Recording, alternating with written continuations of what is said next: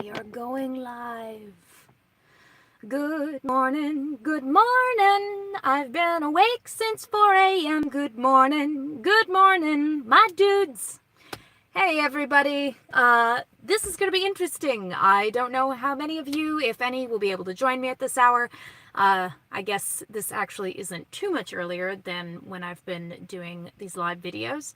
But until I find video editing software that will run on my laptop, I'm going to keep doing live videos. And yeah, apparently you can edit videos that have already been posted live on YouTube after they've already been published. So I'm going to research that later today and start getting that taken care of.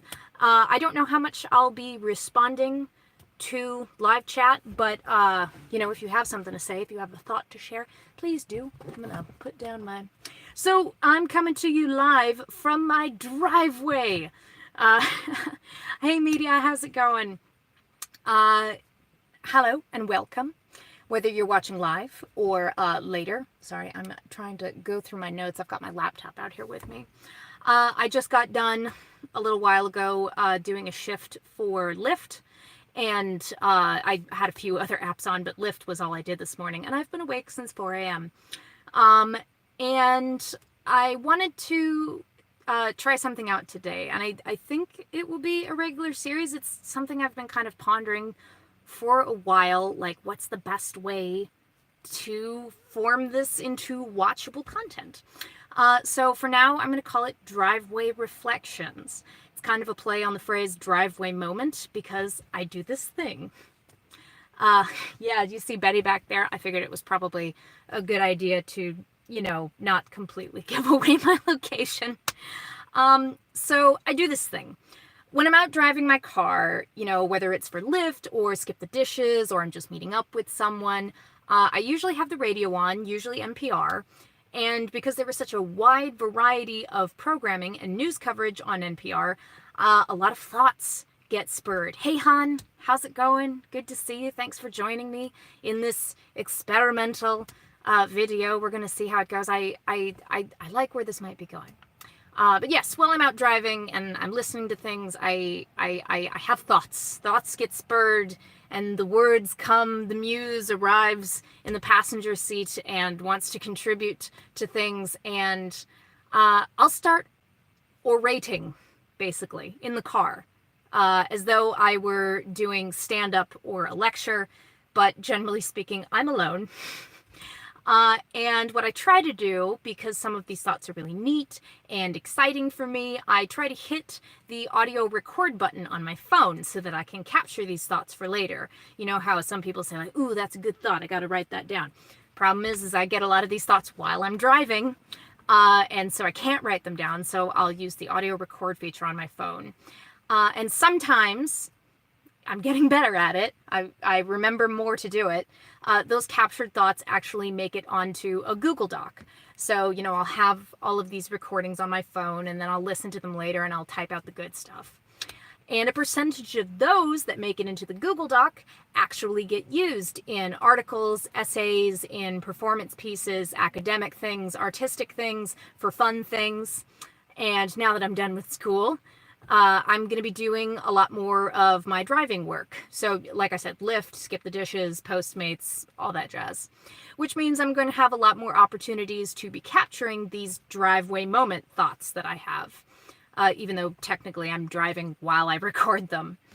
And today I had the idea to actually share these driveway reflections with you all when I'm done doing what is usually a morning driving shift. I tend to drive between like 6:30 and 9 because that's when there's a high demand. Today I was up since 4 because I had a lot of airport drop-offs and pickups.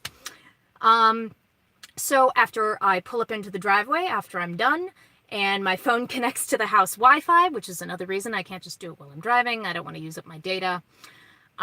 If you've ever watched anything from T1J, the One Janitor, I think what I'm getting at here is a similar thing to most of his content. You have driveway moments too, Han?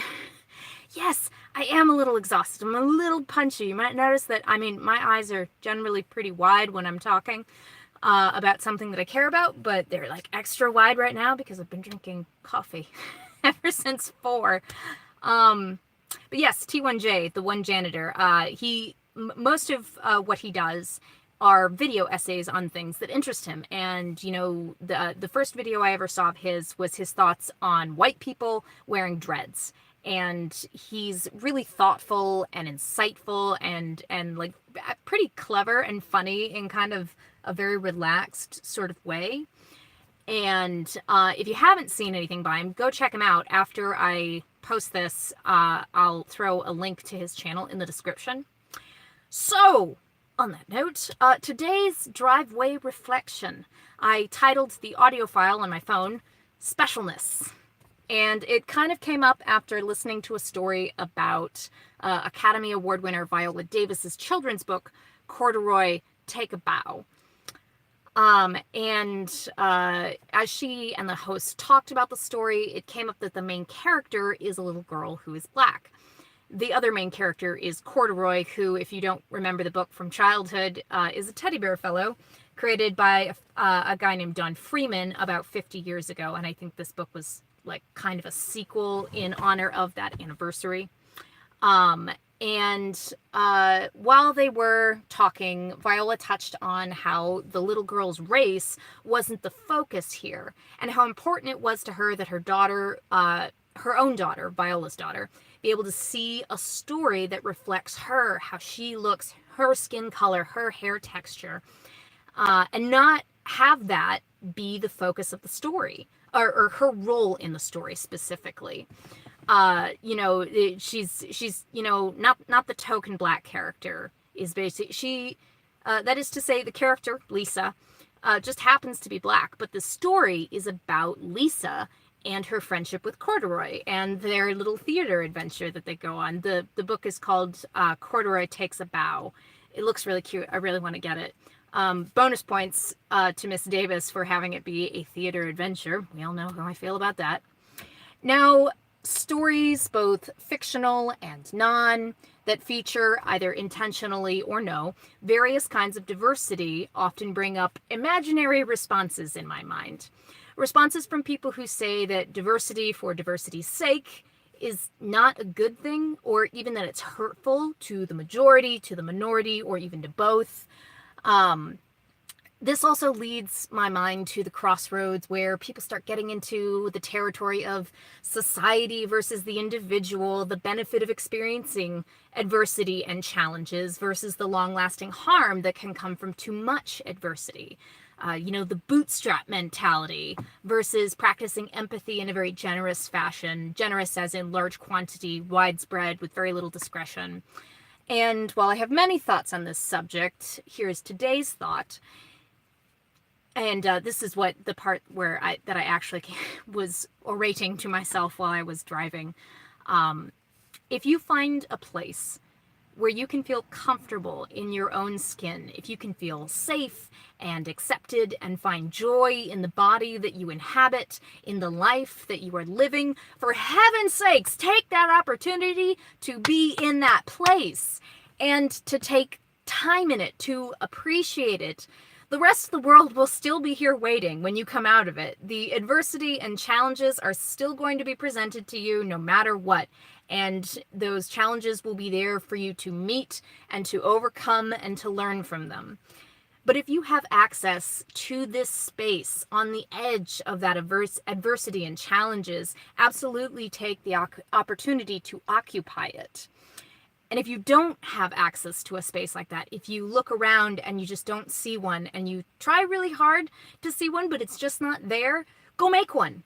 Make that space where you feel comfortable and beautiful and, you know what, special. And if anyone hassles you for it, if anyone says, well, you just want this place so you can have a reason to feel special. Fuck a duck. What's wrong with that? We're humans. Every now and then we need to find moments where we can find joy in who we are, in how we look, in what we love, where we can reconnect with our sense of purpose. We are special. I know, it's crazy. Right. I love that. Han, right now your car is that place. You're actually very correct. I feel really good and I feel special right now, damn it. Because I have been having these, driveway reflections for basically ever since I've been driving. And now I'm actually doing something with them.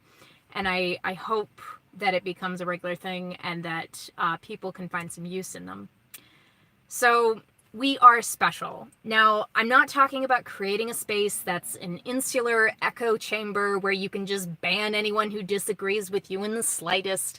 And you shouldn't be feeling special all the time. That kind of negates the significance of feeling it. It is a state that should be kind of meted out to be saved for, forgive me, special occasions, or sometimes for no reason at all. But it's an occasion. It's not a constant state. And if using that time and feeling a specialness about you, about yourself, is used with intent and appreciation, I think it's necessary. Like anything, it can go too far. If you're feeling special all the time, chances are you're forgetting about the people who are around you, who are right in front of you, the people in your immediate spheres of existence, that you should be paying a little bit more attention to. And on a wider scale, other people in your region, your country, our world, who I'm hesitant to say have it worse than you, because I don't like playing the whose pain and trauma is worse game, or whose pain and trauma are worse, because grammar. I don't like that game. I think it's generally unproductive, and it just becomes focused on who deserves sympathy more, rather than what can we do to improve or fix these pains and traumas? What can we do? And in that sense, the can we do anything about it? Can we actively practice empathy and provide assistance to these people if they want it? Can we fix one or both of these sides, the people who are competing for more sympathy, who hopefully that's not what the intent is, but sometimes that's what it can become. And someone will say, in an attempt to get you to be more grateful, they'll say, oh sure, you got broken up with and you lost your job, but you can still walk, can't you? You don't have cancer. It's always cancer. They don't say you don't have MS or something like that. It's always cancer. You don't live in a war-torn country where your son was kidnapped from you, your husband was shot in front of you, and you're not raped 3 times a day and have been every day for the last 10 years. At least you're not dealing with that, huh? Yes. Thank you. That is a good thing that we're not dealing with that. Thank you for forcing a heaping helping of exaggerated gratitude onto my plate. Or possibly down my throat. I could have been grateful without that. But I guess thanks. And this is not to say that you should ignore those situations. The people who can't walk. The people who have cancer. The people in the war-torn countries. Of course not. Of course not. But you also can't discount... You can't discount... You need to remember... Who can you help that's right here? Who is in front of you? And yes, the woman in the war-torn country whose son was kidnapped from her, whose husband was shot in front of her, and is now raped 3 times a day and has been every day for the last 10 years, she absolutely deserves sympathy and empathy. And if it is in your power to help her, someone specific, or if you can find an organization that focuses on helping people like her, 100% do something about it. That doesn't mean that you dismiss the pain and trauma of the people right in front of you. I'm going to take a second to pause because I actually want to see, Han wrote something and I wanted to see what he said. I think people who are minorities don't want to feel special so much. Rather, they'd merely like to not have the feeling of people staring daggers at them all the time. Yes, very good point. Very important. So, all of this might sound like, or maybe it leads one to the idea of everyone is special and so no one is. I think both are true. I think everyone is special and therefore everyone is not special. And stick with me here, I swear I have a point. We need to remember that. We're not special in the times that we can afford it. When we have the resources to take that extra, of what life has to throw at us. If you have the resources, if you have the spoons to deal with it, then do so. Try to be strong as much as you can. If you start to falter, if you need a little bit of support, reach out. And hopefully you are continually building and maintaining your support network your whole life long. The internet gives us some additional opportunities for when we're feeling a little bit more isolated and not feeling like we can really find any connections in our immediate spheres of existence. And at the same time, no one is special, but everyone is special. Remember, you are special. In the times where you don't have the resources, the spoons to deal with what you're going through, when someone has been particularly cruel to you, or something has come your way that's just a little too much, or a lot too much to take that time to remember the specialness that you have. Just because one of these is true doesn't automatically make the other premise false. They're both true, and they're both useful in the times that you need them. I'd like to finish with a question that concerns another book that I heard about this morning, one that actually talks about the philosophy of anti-fragility and how Americans have been coddling our young people, and the creation of safe spaces and trigger warnings are harming the learning environment on college campuses. It's called The Coddling of the American Mind: How Good Intentions and Bad Ideas Are Setting Up a Generation for Failure. You might not think it from that description and the title, considering everything that I've just said. I actually agree with a lot of what is in this book just from listening to the author speak this morning, but I won't know until I read it, so here is my question. Would you guys like to do a kind of book club thing, perhaps starting with this very book, The Coddling of the American Mind? I'll read it, and you can read it if you like, or just skim it and bring a bottle of wine to the live stream, where I'll go over the highlights of the book, cover any thoughts I might have, and get some discussion going with y'all. What do you think? Let me know in the comments below. Or you can reach out to me on the social medias if you know where to find those. You can go to the channel homepage and find that if you need to. I hope you're having a lovely day so far, and I hope you enjoyed this first driveway reflection. I'm looking forward to making more. Now, as I sung, I've been awake since 4 a.m., so I'm going to eat a little something. I might write a bit more, or I might take a nap. That's probably a wise idea, like 2 hours. And then I'm going to get back to cleaning the house, because we've been here a year and I finally have time to sort and purge and properly put things away, because did I mention I'm done with school? Thanks so much to Media and Han for joining me. I'm glad you could.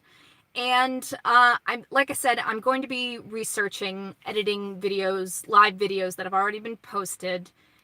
And I'm going to try to start doing that, because I think doing the live videos is helpful for me to get the content. And then I also get the opportunity to talk with you guys if you are available to talk.